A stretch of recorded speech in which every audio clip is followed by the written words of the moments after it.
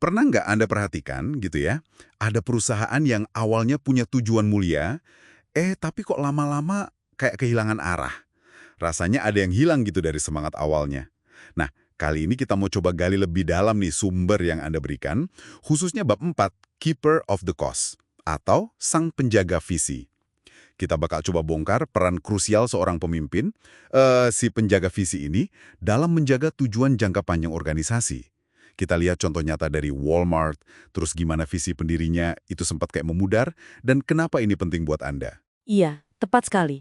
Fokus kita hari ini memang memahami argumen dari bab 4 ini ya. Jadi, gimana kepemimpinan di puncak si penjaga visi ini menentukan nasib jangka panjang sebuah organisasi.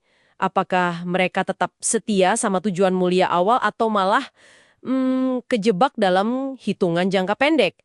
Yuk, kita langsung aja lihat contoh yang diangkat di sumber ini. Oke, kita mulai dari Walmart deh. Ingat Sam Walton kan? Sumber ini menyoroti visinya yang, wah jelas banget, harga terendah kapan saja, di mana saja. Tujuannya ya buat bantu rakyat Amerika hemat biaya hidup. Itu kan sebuah tujuan yang lebih dari sekedar cari untung aja ya. Betul. Tapi, nah, materi ini menunjukkan ada pergeseran yang signifikan loh setelah Walton nggak ada. Penggantinya Mike Duke, dia dipilih karena reputasinya oke banget sebagai manajer operasional. Tapi ternyata fokusnya lebih ke metrik jangka pendek. Sumber Anda mencatat nih, di bawah dia itu muncul macam-macam masalah.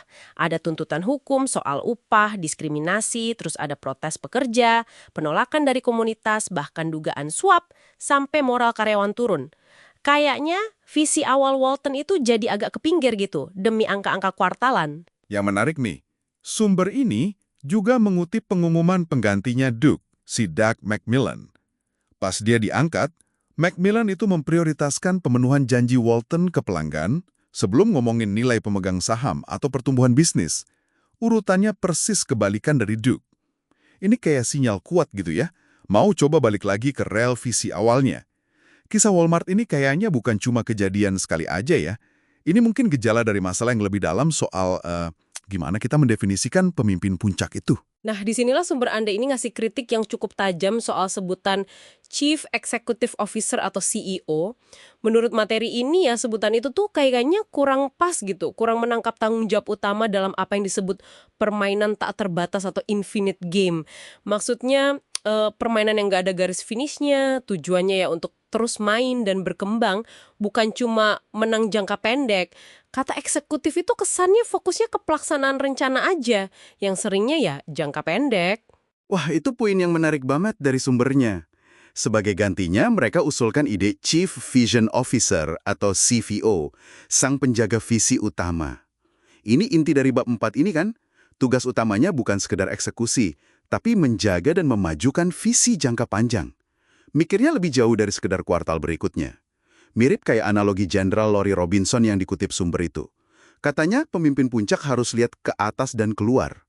Atau kayak Martin Luther King Jr. yang tanggung jawabnya soal mimpi, bukan detail rencana harian. Persis. Ini kan menggeser fokus ya.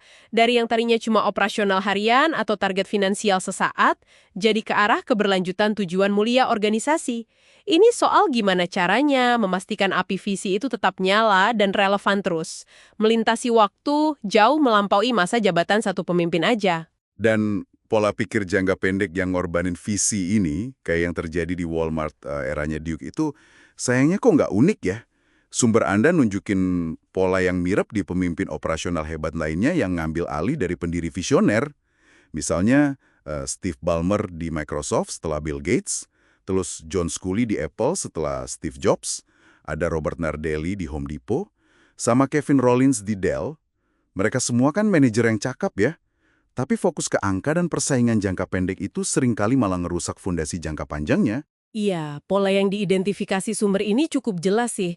Pemimpin yang punya keahlian operasional kuat, tapi mentalitasnya jangka pendek atau finite mindset gitu ya, fokusnya menang dalam metrik sesaat, itu beresiko ngerusak budaya inovasi dan tujuan jangka panjang perusahaan. Malah kayak kasus kali di Apple sama Rollins di Dell, itu kan sampai pendirinya harus balik lagi buat coba perbaiki kerusakan budaya sama arah perusahaan yang udah kejadian. Ini nunjukin betapa pentingnya mindset si pemimpin puncak itu. Wow, Jadi pemikiran sumber ini benar-benar menantang asumsi umum soal jalur karir ke puncak ya. Maksudnya, CFO atau COO yang jago banget operasional, itu belum tentu otomatis jadi CVO atau penjaga visi yang pas gitu. Sumber ini memang arahnya ke sana. Jadi alih-alih dilihat sebagai jenjang karir hierarkis gitu, CVO, si penjaga visi, sama CFO, COO operator ahli, itu sebaiknya dilihat sebagai mitra. Mitra setara yang krusial. Mereka punya keahlian yang saling ngelengkapin. CFO, COO paham banget mesin perusahaannya secara detail, tapi CVO yang pegang kompas jangka panjangnya. Kemitraan ini dinilai lebih kuat. Nah, promosiin operator ulun ke posisi CVO tanpa mastiin dia punya mentalitas tak terbatas atau infinite mindset, itu risikonya gede banget. Sumber ini ngingetin mereka bisa gampang aja balik ke zona nyaman, fokus ke target terukur jangka pendek, terus lupa sama visi utamanya. Oke, jadi kesimpulan dari penelusuran kita di bab 4 ini lumayan gamblang ya. Pemimpin puncak, sang penjaga visi, atau keeper of the cows ini perannya vital banget. Supaya organisasi itu tetap setia sama tujuan mulianya, lebih dari sekedar ngejar target kuartalan. Ini bukan soal siapa yang paling jago teknis atau operasional aja, tapi siapa yang punya mindset yang tepat buat mainin infinite game ini. Betul sekali. Dan ini ninggalin satu pertanyaan penting nih buat Ada renungkan, yang kayaknya tersirat dari materi ini ya. Kalau peran penjaga visi dengan mentalitas tak terbatas ini sepenting itu buat keberlangsungan tujuan besar, gimana seharusnya organisasi modern itu ngerancang proses seleksi dan pengembangan kepemimpinannya? Gimana caranya mereka bisa mastiin kalau yang duduk di kursi tertinggi itu bukan cuma orang dengan resume operasional paling keren, tapi sosok dengan mentalitas tak terbatas yang otentik. Sosok yang mampu jaga api visi itu tetap nyala lintas generasi, di tengah gempuran tekanan jangka pendek, itu yang perlu dipikirkan.